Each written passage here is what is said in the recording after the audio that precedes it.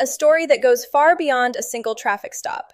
Britney Spears, the woman who spent 13 years fighting to regain control of her own life, is back in the headlines after being arrested on suspicion of driving under the influence.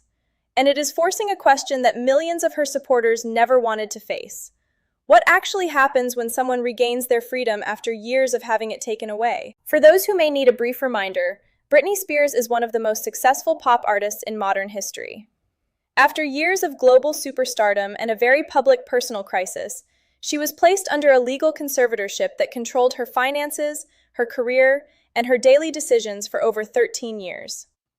That arrangement ended following a massive public campaign, and the narrative shifted to one of freedom, independence, and a fresh start.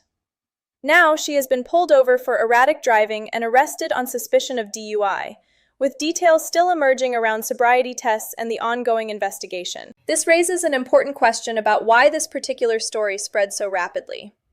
Britney Spears is not just a celebrity. She has become a cultural symbol of the fight for personal autonomy. Any public incident involving her carries a weight that extends far beyond the event itself. For the millions of fans who rallied behind the FreeBritney movement, this moment presents an uncomfortable tension. They fought for her right to live independently, and now they are confronting the reality that independence includes consequences, and that not every outcome looks like recovery. Supporting someone's freedom while watching them struggle creates a conflict that is not easy to resolve. The bigger concern now is that the conversation is shifting past the arrest itself. This is becoming less about what happened on the road and more about what life after the conservatorship truly looks like.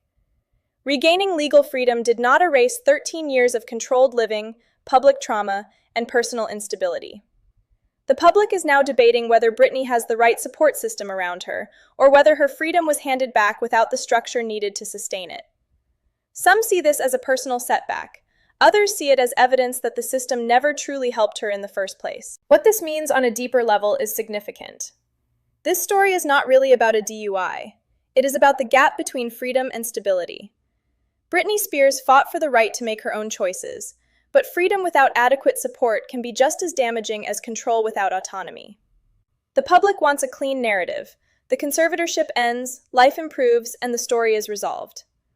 But reality is far more complicated, and this moment forces that uncomfortable truth into the open.